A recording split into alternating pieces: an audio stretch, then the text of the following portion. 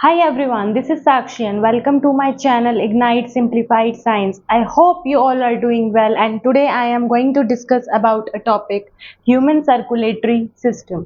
So क्या है ये human circulatory system? The organ system of the body that is responsible for the transport of material throughout the body is called circulatory system, which means वो organ system जो क्या करते हैं हमारी body से सारा कुछ ट्रांसपोर्ट करते हैं सारे मटेरियल्स को like carbon dioxide oxygen oxygenated blood ये सब ट्रांसपोर्ट करते हैं तो वो ऑर्गन्स जो इसमें इन्वॉल्व हैं वो टुगेदर क्या मेक करते हैं सर्कुलेटरी सिस्टम। तो आइए नेक्स्ट पढ़ते हैं कि सर्कुलेटरी सिस्टम में प्राइमरी पार्ट्स क्या क्या इन्वॉल्व हैं।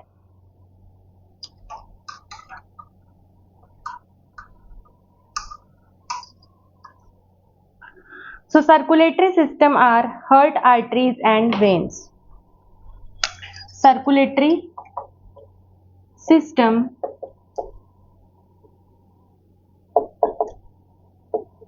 consists of heart, artery and veins. तो अगर आपसे कोई पूछे सर्कुलेटरी सिस्टम में कौन से ऑर्गन्स इन्वॉल्व रहते हैं किसके लिए सर्कुलेशन के लिए all over the body, so its heart, artery and veins. Now the first human circulatory system में हम पढ़ने जा रहे हैं ब्लड के बारे में। ब्लड क्या है, ब्लड के क्या कंपोनेंट्स हैं, हर एक कंपोनेंट्स का क्या है फंक्शन है। So what is blood? Blood is a fluid tissue. Blood is a fluid tissue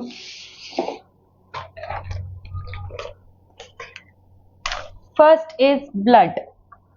blood हमारे ऑल ओवर द बॉडी होता है and blood it is a fluid tissue.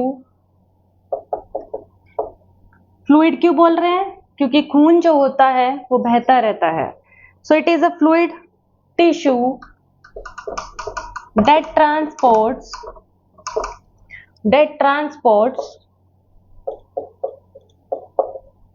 oxygen that transport oxygen and nutrients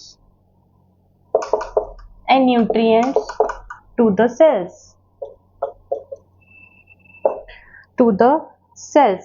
और जो fluid part होता है इसका मतलब इसके कंपोनेंट्स क्या क्या हैं, तो जो फ्लूइड पार्ट है इसका fluid part is called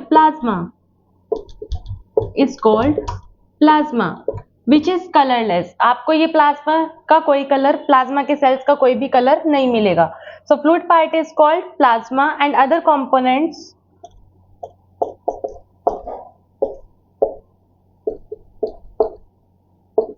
named RBC which is red blood cells, WBC white blood cells and platelets, ये भी क्या होते हैं colourless. So fluid part is called plasma, जो खून में क्या होता है पानी जैसा होता है उसको क्या बोलते हैं plasma and other components names red blood sales and white blood cells also platelets. अब पढ़ते हैं सबके बारे में। हमारा ब्लड रेड कलर का क्यों होता है? क्योंकि इसमें एक प्रोटीन पाया जाता है which is also called as haemoglobin.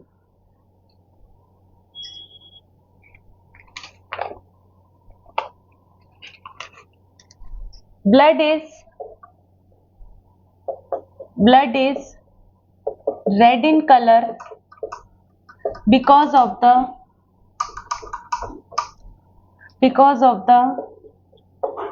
presence of hemoglobin। इसके अंदर क्या पाया जाता है? हेमोग्लोबिन। इसलिए हमारे खून का कलर, हमारे ब्लड का कलर क्या होता है? रेड कलर का। और हेमोग्लोबिन क्या करता है? Haemoglobin also helps to bind with oxygen।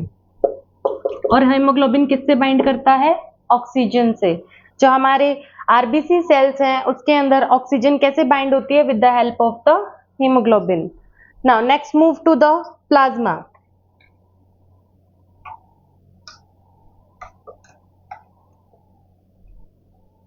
What is plasma?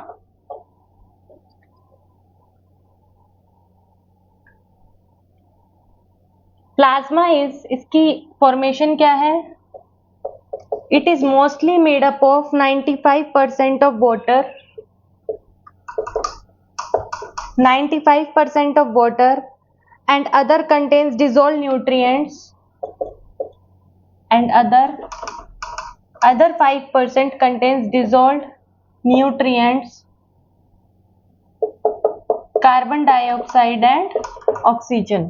So plasma क्या है? प्लाज्मा की फॉर्मेशन क्या है? 95% of the blood is formed from the plasma and other dissolved nutrients like carbon dioxide and oxygen.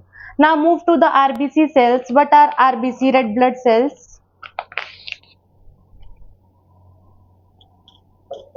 Full form पूछ ली जाती है कि आरबीसी क्या होते हैं. RBCs are the red blood cells. इनकी शेप कैसी होती है? Disc shape. ये किस शेप के मिलते हैं आपको? लाइक दिस, डिस्क शेप के. So RBC cells, these are present and also help in responsible for the transport of oxygen throughout the body. So इनका main function क्या है? They helps these cells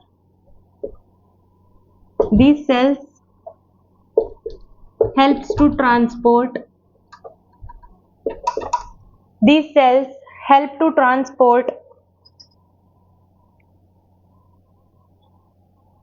oxygen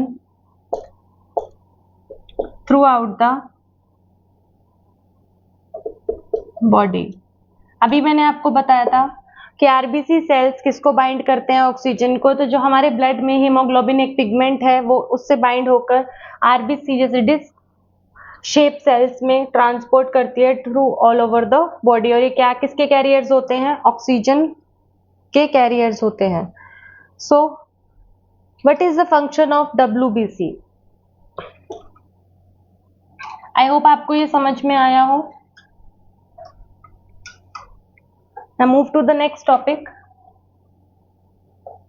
WBC. WBC are also called as white blood cells. These are the white blood cells. Irregular in shape. इनकी कोई भी shape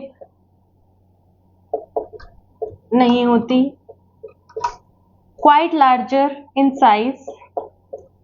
Quite larger in size as that of RBC. RBC से इनका size, RBC cell से इनका size क्या होता है बच्चों? थोड़ा सा बड़ा होता है. These are also called white blood cells. Red blood sales की शेप कैसी थी? डिस्क शेप थी. और इनकी शेप कैसी है? Irregular in shape. इनकी कोई शेप नहीं होती. And quite larger in size as that of RBC. So WBC मेन पॉइंट इसका है, these are the main part of our, these are the main part of our immune system. और ये हमारी इम्यूनिटी को, फॉर एग्जाम्पल अगर किसी शहर में कोई चोर घुस आता है तो उसको सॉल्व करने के लिए या उसको निकालने के लिए क्या होती है? हमारी पुलिस होती है. सो हमारी बॉडी के लिए भी WBC सेल्स कैसे एक्ट करते हैं? These are like soldiers. ये सोल्जर्स हैं. अगर हमारी बॉडी में कोई भी फॉरेन पार्टिकल लाइक बैक्टीरिया अंदर आ जाता है, एंट्री कर लेता है, तो उससे कौन फाइट करती है? हमारी इम्यूनिटी. इम्यूनिटी में भी कौन? WBC and W like white blood cells. So these are the, मैं स्टार मार्क कर रही हूँ इनके मेन फंक्शंस को. These are the soldiers. These are like soldiers. These are like soldiers which fight and kill germs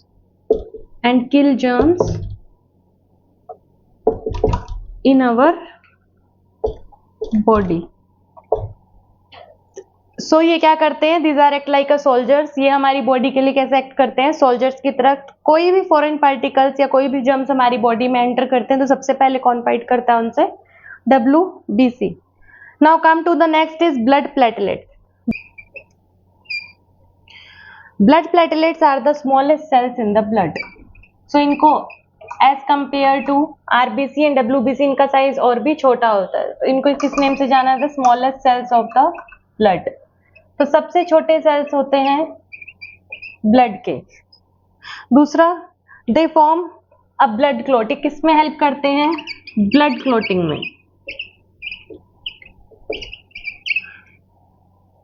they help in blood clotting, prevent the loss of blood due to bleeding, which means prevent a loss of blood due to bleeding।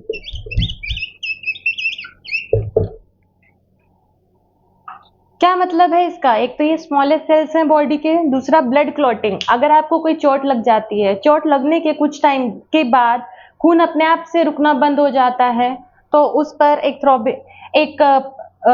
एक परत बन जाती है brownish colour की, और वो खून रुक कैसे जाता है कुछ टाइम के बाद? ब्लड क्लॉटिंग, उसी को बोलते हैं blood clotting.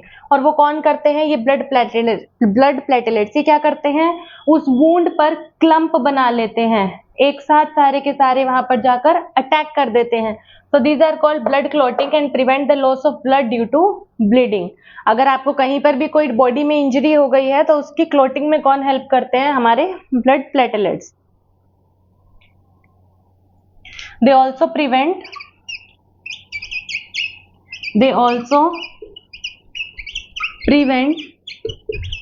excessive damage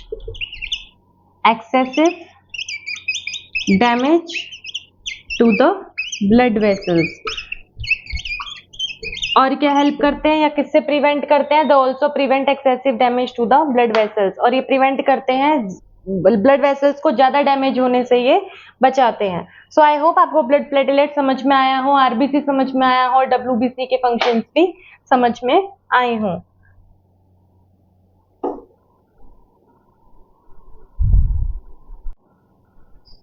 now move to our next topic, blood vessels. क्या है ये blood vessels? Blood vessels are the vessels that carry blood to all parts of the body। Are the vessels that carries blood to all parts of the body।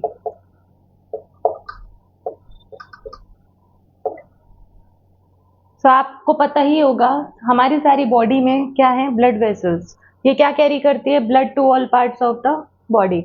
सारी body को ये क्या पहुंचाती हैं? Blood. कहाँ से? हार्ट से। So arteries, veins and capillaries.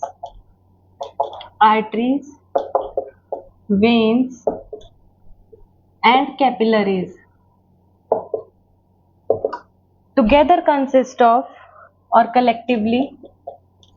collectively called blood vessels। So blood vessels are the vessels जो कैरी करती है blood to all parts of the body. And arteries, veins, capillaries, ये तीनों आर्टरीज, वेन्स एंड कैपिलरीज तीनों collectively क्या बनाती हैं? Blood vessels. आइए पढ़ते हैं आर्टरीज, वेन्स और कैपिलरीज के बारे में। आर्टरीज क्या है और इसकी मूवमेंट क्या है? arteries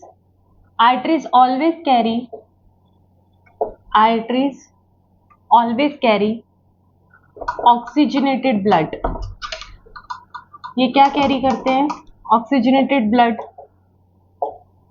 from arteries carry oxygenated blood from heart to the tissues। तो इनकी मूवमेंट क्या होती है आर्टरीज की? Artery always carry N oxygenated, एक को बोलते हैं आर्टरी, और बहुत सारी जब टुगेदर वर्क करती हैं तो arteries. So arteries carry oxygenated blood from heart to the tissues. इनकी डायरेक्शन क्या है? हार्ट से कहाँ जाती है? टिश्यू। एक्सेप्शन, ये हमेशा पूछा जाता है। There is only one artery which is known as pulmonary artery. Pulmonary artery ही एक ऐसी आर्टरी है जो सिर्फ क्या कैरी करती है? Carry deoxygenated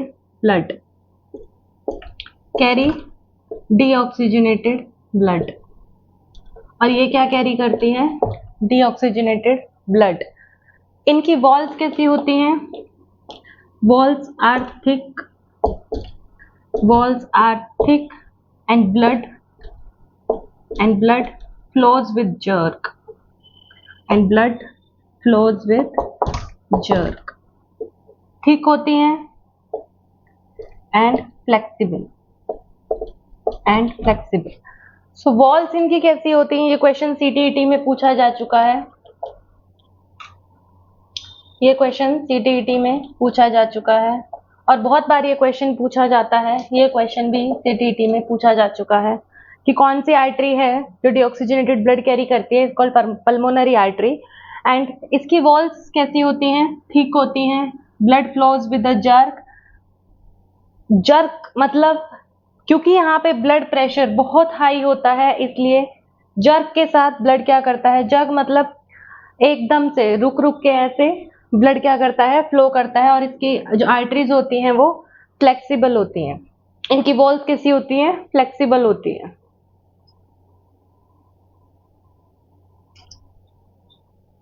and these are not found superficially in skin, ये थोड़ा सा डीप डाउन लोकेटेड होती हैं स्किन में, in skin these are deep down located,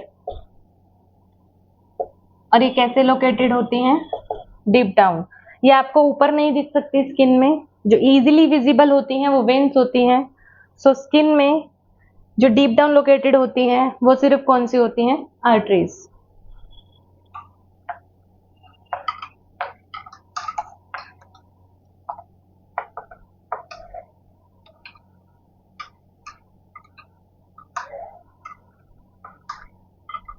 बात करते हैं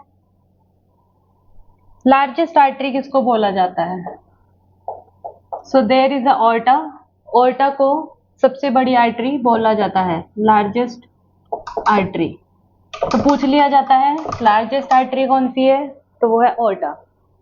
now come to the veins, मैं इसको स्टार मार्क कर रही हूं, वेन्स क्या है, veins always carry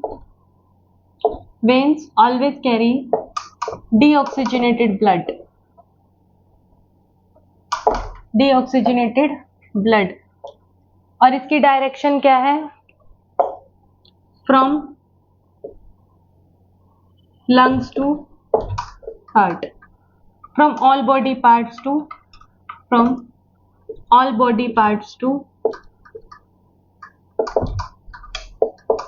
heart. So veins क्या करती है, veins always carry deoxygenated blood from all body parts to heart, सारी बॉडी का डीऑक्सीजनेटेड ब्लड मतलब कार्बन डाइऑक्साइड रिच ब्लड कहाँ पर लेकर जाती है, हार्ट में, और फिर वहां पर उसको ऑक्सीजनेटेड करके कहाँ पर आर्टरीज क्या करती हैं, पूरे फ्रॉम हार्ट टू पूरी बॉडी में उसको ट्रेवल करवाती हैं। So these are the veins. Veins are located superficially in skin. Superficially in skin. जो आपको ऊपर से दिखती हैं ब्लू ग्रीन कलर की, these are called veins. तो ये हैं veins. Veins की फॉर्मेशन क्या है? Walls of veins are thin and rigid. तो इसकी वॉल्स वेन्स की कैसी हैं? Thin and rigid. I hope आपको ये सब समझ में आया हो, वेन्स और आर्टरीज में डिफरेंस। आप इसको स्टार मार्क कर लें, 3 स्टार मार्क, एक नोट है। There is only one vein, वो कौन सी वेन है? Pulmonary vein. Pulmonary vein is the vein that carry oxygenated blood, और ये क्या कैरी करती है? Oxygenated blood. वैसे तो सारी वेन्स क्या कैरी करती हैं? Deoxygenated blood, but pulmonary vein ही एक ऐसी वेन है जो क्या कैरी करती है? Oxygenated blood. Next move to the capillaries. क्या है capillaries? Capillaries are the smallest of the blood vessels, तो इनको बोला जाता है जो सबसे छोटी ब्लड वेसल्स होती हैं, these are the capillaries, smallest of the blood vessels. तो जो स्मॉलेस्ट ब्लड वेसल्स हैं वो हमारी क्या हैं? कैपिलरीज, और ये किसमें हेल्प करते हैं? This help in exchange of material between, the help in exchange of materials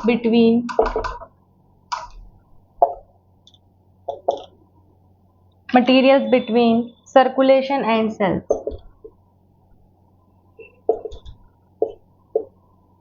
तो यहाँ पर क्या एक्सचेंज होता है? आदान प्रदान जिसको हम बोलते हैं, दिस हेल्प इन एक्सचेंज, यहाँ पर मटेरियल एक्सचेंज होता है between circulation and cells. So smallest of blood vessels help in exchange of materials between the circulation and cells. Now move to our important part which is called human heart. अब बात करते हैं human heart के बारे में, उसका structure, उसकी location, body के अंदर कहाँ पर है और कैसे ह्यूमन हार्ट वर्क करता है. तो यही एक मेन पार्ट है इस पूरे चैप्टर में, जहाँ से बहुत सारे क्वेश्चंस आपसे पूछे जा सकते हैं. Human heart.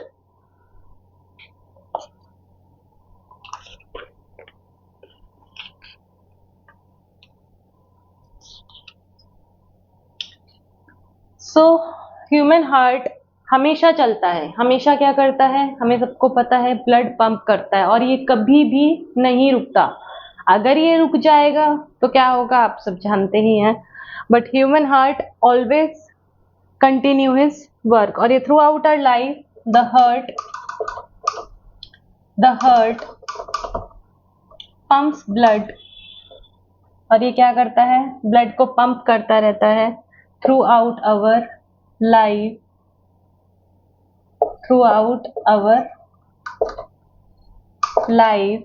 without stopping or relaxing. ये एक ऐसा ऑर्गन है जो कभी स्टॉप नहीं होता. अगर स्टॉप हो जाए तो क्या होगा ये आप सब जानते ही हैं.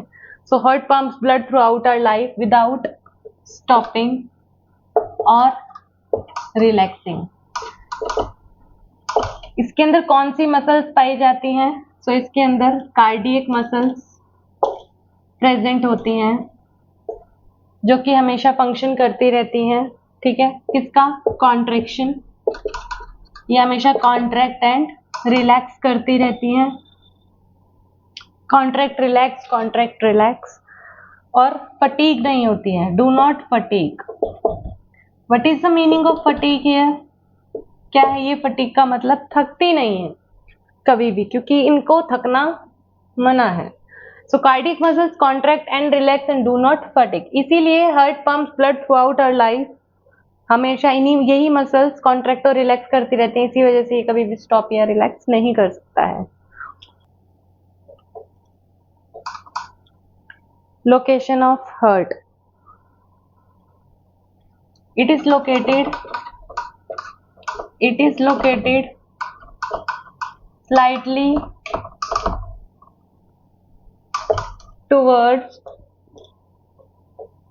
slightly towards the left side. इसका साइज कितना होता है? हार्ट का size is like our fist. The heart size is as same as our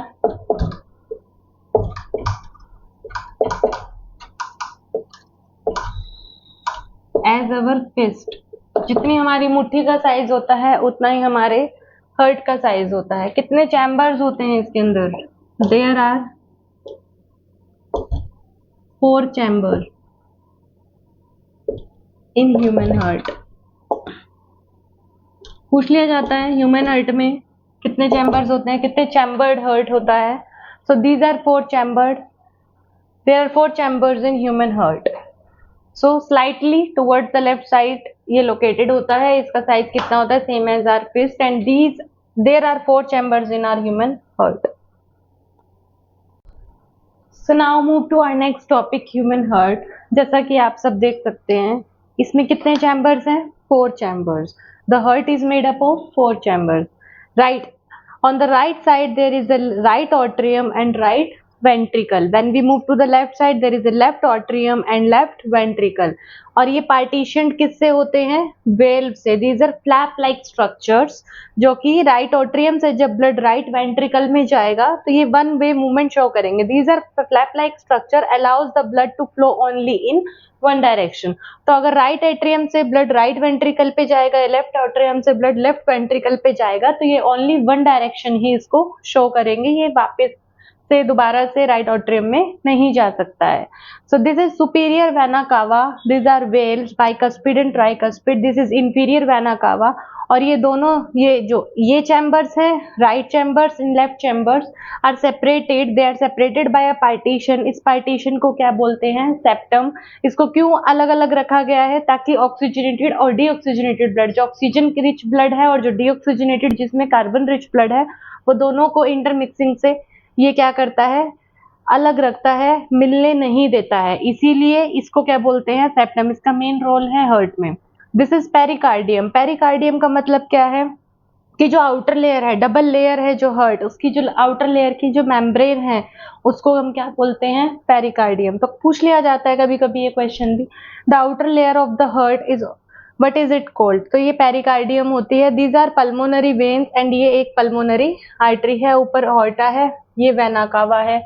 सो आपको दिख ही रहा होगा. अभी मैंने वेल्व का फंक्शन भी आपको बता दिया है. ये वेल्व्स यहाँ पर क्यों है? बिकॉज ये एक तरह की मूवमेंट को ही अलाउड करते हैं. वापस से ब्लड को दोबारा से राइट वेंट्रिकल से लेफ्ट ऑट्रियम में नहीं जाने देते या राइट ऑट्रियम में नहीं जाने देते.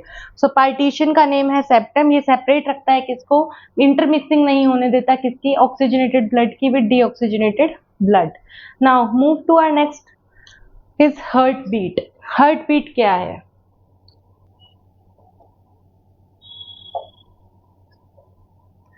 The rhythmic contraction. The rhythmic contraction and the rhythmic contraction and relaxation of heart muscles. Relaxation of heart muscle produce a sound lub-dub. Produce a sound lub-dub. So एक एडल्ट पर्सन में heart beats कितनी होती हैं? एक adult person में 72 to 80 beats per minute होती हैं.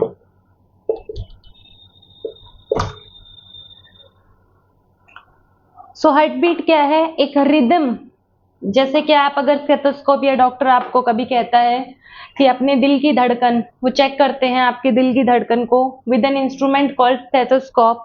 सो ये रिदमिक कॉन्ट्रैक्शन एक रिदम से चलती है. धक धक धक धक. आपको लगता है कि वो साउंड क्या है? धक धक धक धक. बट वो धक धक नहीं है, वो साइंस की लैंग्वेज में लब डब है. क्योंकि रिदमिक कॉन्ट्रैक्शन एंड रिलैक्सेशन, जब मसल्स कॉन्ट्रैक्ट करती हैं, रिलैक्स करती हैं, तो वो एक साउंड प्रोड्यूस करती हैं, उसको बोलते हैं लब डब. तो हमें क्या सुनता है? धक धक, विच इज लब डब. और ये कितनी बीट्स पर एक एडल्ट पर्सन में, एक नॉर्मल पर्सन में 72 to 80 बीट्स पर मिनट होती है. ज्यादा भी हो सकती हैं. अगर आप कोई हैवी वर्कआउट कर रहे हैं या एक्सरसाइज कर रहे हैं तो ये और ज्यादा हो सकती है. तो एक्सरसाइज के टाइम पे, कोई हैवी वर्क करने के टाइम पे ये थोड़ा सा ज्यादा हो सकती है. बट नॉर्मली ये कितना होती है? 72 to 80 बीट्स पर मिनट. तो यहाँ से क्वेश्चन पूछ लिया जाता है कितनी बीट्स पर मिनट हमारी होती हैं हार्ट बीट्स? तो 72 to 80 beats per minute.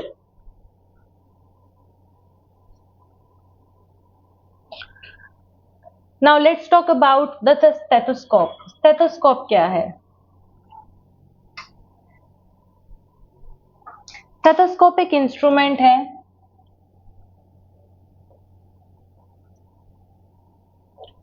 Stethoscope एक इंस्ट्रूमेंट है which is used where we can heard by an instrument called stethoscope. The heartbeat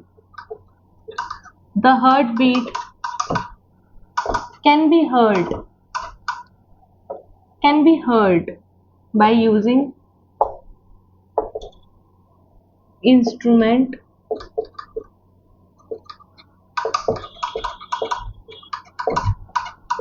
stethoscope. तो अगर आपको अपने दिल की धड़कनें सुननी है तो आप किसका यूज कर सकते हैं? इंस्ट्रूमेंट नेम्ड स्टेथोस्कोप का। स्टेथोस्कोप की में क्या क्या है? एक चेस्ट पीस, इसके कंस्ट्रक्शन में क्या क्या होता है? एक chest piece, second 2 ear pieces जहां पर इसको लगाकर आप सुन सकते हैं, और एक diaphragm, a tube joining both parts. I hope आपने इसको देखा हुआ हो। Chest piece that carries a sensitive, very sensitive actually, diaphragm. So heartbeat can be heard by using an instrument called stethoscope। पूछ लिया जाता है किसकी हेल्प से हम हार्टबीट को लिसन कर सकते हैं, तो स्टेथोस्कोप की हेल्प से। इसमें एक चेस्ट पीस होता है like this,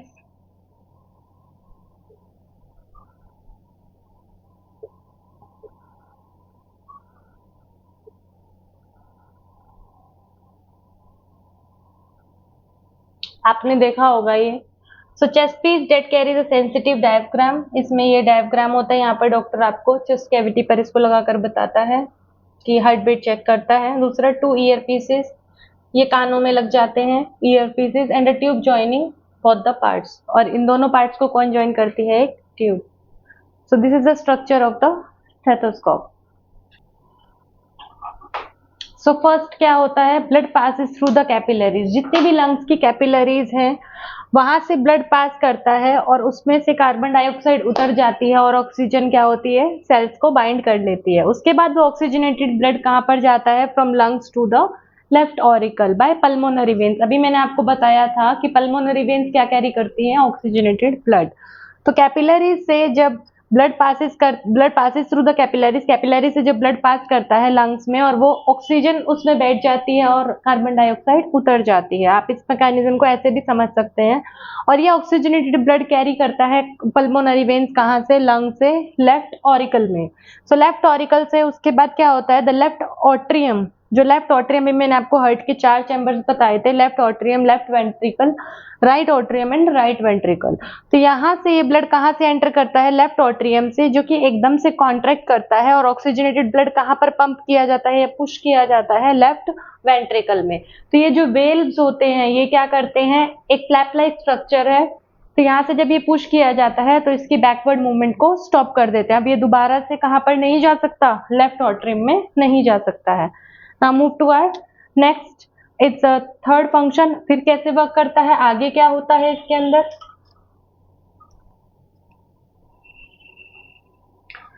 so third point is, जो लेफ्ट वेंट्रिकल है जहां पर अब ब्लड आ गया था, ये पंप करता है दोबारा से ब्लड को कहां पर? Into the biggest blood vessels, जिसको हम बोलते हैं ऑर्टा। मैंने बताया था सबसे बड़ी आर्टरी क्या है? Aorta.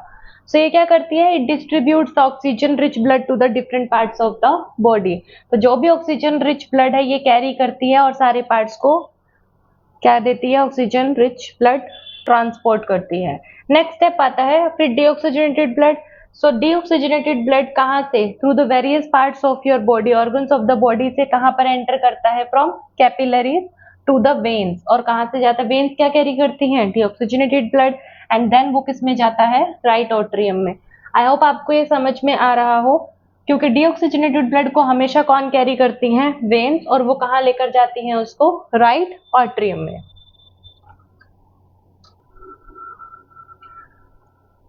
So fifth point is, अब राइट ऑट्रियम कॉन्ट्रैक्ट करता है और पुश करता है डीऑक्सीजनेटेड ब्लड को किसमें? राइट वेंट्रिकल्स में थ्रू वेल।